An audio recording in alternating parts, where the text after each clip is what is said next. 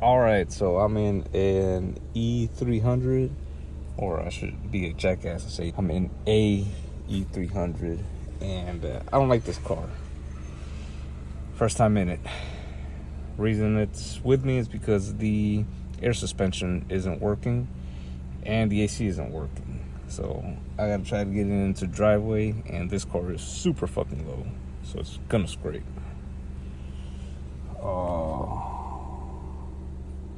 I don't know how to get this shit into fucking drive.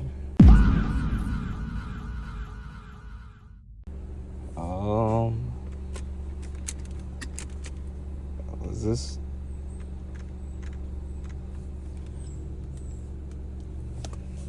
It ain't up here. Oh. Okay. I'll go like this. And so this is reverse. Oh. This is the gayest shit ever, man. I'm sorry. Alright, so this is not the shift. Whatever. Alright, well, let's see what happens. It's super low. Oh, it has that electronic parking brake thing. Alright. So suspension is shit, obviously, because it's all the way to the ground. This car sucks dick. Oh man, the ride is horrible. So let's see if I can fix this. But yeah, trying to get it into the driveway is going to be a big pain in the ass. Alright, here we go. I moved the TT because I'm going in. Oh, it's rubbing in the back.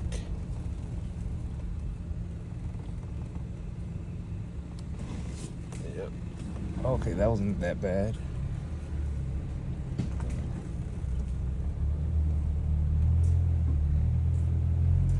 This car is struggling to get up here. Alright, cool.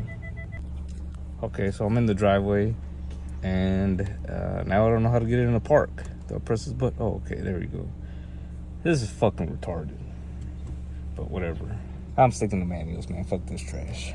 Alright, so new video for today. I'm gonna be working on E300 2017.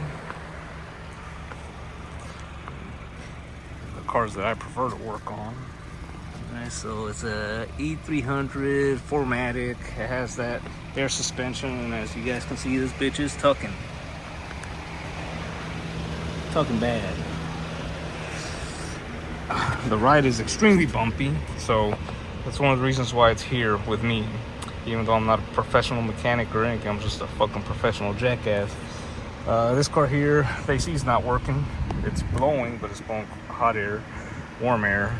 The compressor isn't kicking on, and the air suspension obviously isn't working, as you can see there. So I'm gonna try to diagnose this car and see if I can fix it. Pretty sure I can get the AC working, but as far as the air suspension, I gotta figure that out. I'm gonna be using my THINKDIAG little OBD2 thing here, and it connects down here. So wasn't able to use this on the TT or any of the other Audis because of the trim that's down there. This thing's kind of chunky, so it doesn't fit, but it fits in this car. So I'll be plugging this in and seeing what codes pop up. So this is the THINKDIAG Bluetooth OBD2 scanner. It plugs into your OBD2 port, connects through Bluetooth, and works with both Android and iPhone. First, download the app and register the scanner. Once you're connected, it can automatically identify the vehicle and start communicating with all the different control modules. It supports full system scans, live data, bidirectional active test, and a variety of maintenance functions like oil reset, steering angle calibration, battery registration, ABS bleeding, and more, depending on the vehicle. Now let's hook it up and see what it finds on this car. So the main issue I'm trying to diagnose is the AC and air suspension. This car has several codes, but other than warnings on the dash, they aren't triggering a check engine light. So once the report is done, it will show you which modules have faults. And then when you click on the module, you'll have all the available functions pop up. I'm looking for codes, so I'll be selecting read codes. Once in, the scanner will give you the code and other options. If you click on reports, it gives you a little more information and a very helpful AI analysis that gives you a breakdown of the code, symptoms, troubleshooting, and other tips. On one module, it also gave me an estimate for repair cost. Clicking on the question mark sends you to another screen that has similar info, but also has a reference video option that sends you to YouTube for repair videos. One code that stuck out and was the first to fix was a code for the battery. A new battery went in, and I was able to code the battery with no hassle. After replacing the battery and clearing faults, the majority of the codes did not return. Another code that caught my attention was the code for the ambient air sensor. The dash was displaying negative 40 degrees, and there was also codes for an overheating steering wheel and side view mirror heating element failure. Well, the AC on this car isn't working, right? One of the codes that I found, though, was that the ambient air sensor, there's a fault for it. And when I was looking underneath the car, I saw that this sensor right here was just hanging. And obviously it's been chewed up because it's just been scraping on the road. And then the wire is frayed too. Jesus fuck. Sometimes stupid ass fucking issues will cause other things to not work. This might be one of them. So I'm gonna try to fix this and see if the AC starts working again. The problem is that this car is super fucking low, and I wonder if I can get a jack underneath it.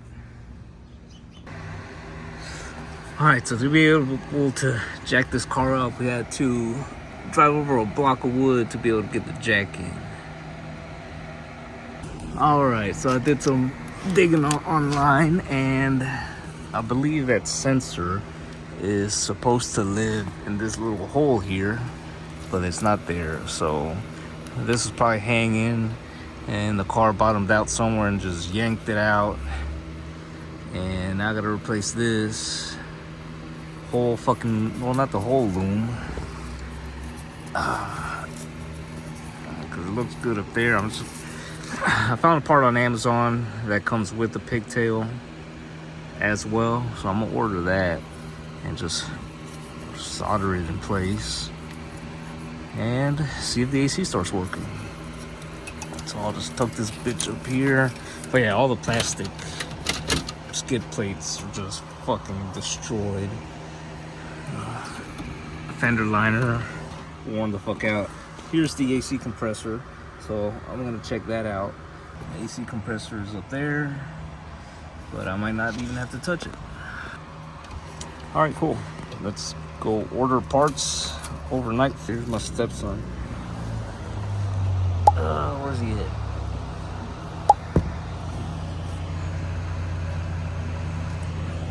All right, cool.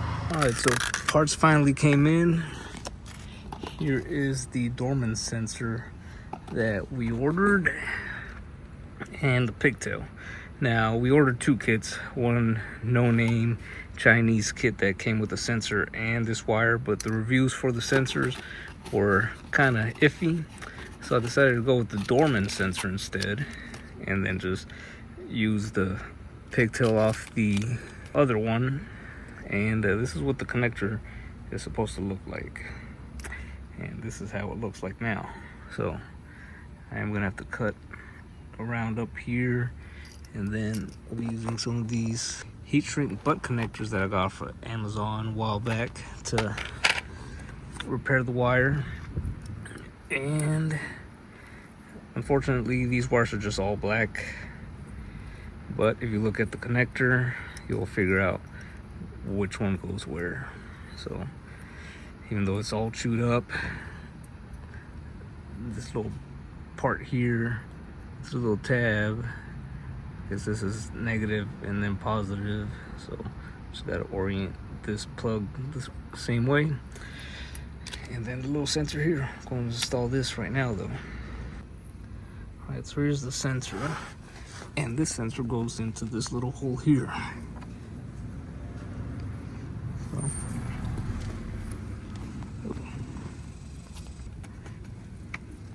and there it is.